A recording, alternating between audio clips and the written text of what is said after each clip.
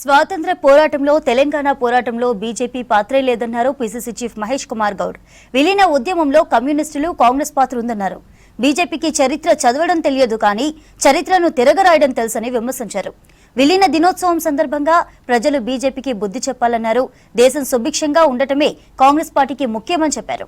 CM Revanth Reddy ప్రభుత్వం సామాన్యులకు అన్ని కార్యక్రమాలు చేపడుతుందన్నారు పీసీసీ చీఫ్. హైదరాబాద్ గాంధీ భవన్ లో జరిగిన ప్రజాపాలన వేడుకల్లో పాల్గొన్నారు మహేష్ కుమార్ గౌడ్.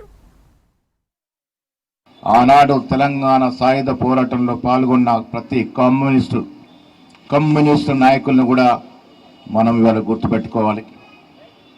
ఆనాడు కాంగ్రెస్ కమ్యూనిస్టులే నిజాం దురంకుశ పాలనకి వ్యతిరేకంగా పోరాడినరు. ఇవాళ విలీన దినోత్సవాన్ని కూడా రాజకీయం చేస్తున్నటువంటి బీజేపీ పార్టీ అటు స్వాతంత్ర పోరాటంలో లేదు, అటు తెలంగాణ సాయుధ పోరాటంలో లేదు.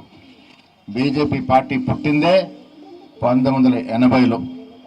సో వారి వల్ల వారి ఘనకార్యం అటు స్వాతంత్ర పోరాటంలో లేదు, తెలంగాణ సాయుధ పోరాటంలో అంతకన్నా లేదు. కానీ వారి వల్ల తెలంగాణ విలీనోత్సవాన్ని విమోచన దినంగా రాజకీయం చేస్తున్నటువంటి సందర్భం.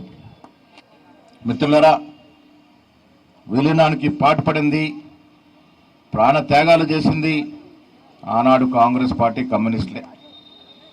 బీఆర్ఎస్ పార్టీ అప్పుడైతే లేనే లేదు. ఇవాళ వాళ్ళు విలీన దినోత్సవాన్ని రాజకీయం చేస్తూ ఉన్నారు.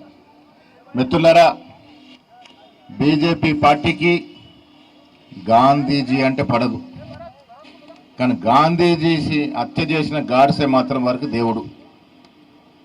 వారికి జనం అవసరం లేదు, చరిత్ర చదవడం అవసరం లేదు, కానీ చరిత్ర తిరగరాయడం మాత్రం అవసరం వాళ్ళకి. ఇవాళ రాజ్యాంగాన్ని తిరగరాయాలని చూస్తున్న ఈ తరుణంలో పాత బీజేపీ నాయకులు బాధపడతా ఉన్నారు. ఈ కొత్త తరం బీజేపీ, మోడీ, అమిత్ షా నేతృత్వం నడుస్తున్న బీజేపీ భారతదేశంలో అన్ని సంస్థలను విరివినం చేస్తూ ఆఖరికి ప్రభుత్వ స్వయం ప్రతిపత్తిక సంస్థలంటే ఎలక్షన్ కమిషన్ ఆఫ్ ఇండియాను కూడా లొంగ తీసుకునే ప్రయత్నం చేస్తూ ఉంది. దాని కారణంగానే ఇవాళ రాహుల్ గాంధీ గారు ఓట్ చోరీ మీద చాలా దీర్ఘంగా సుదీర్ఘంగా పోరాడుతూ ఉన్నారు.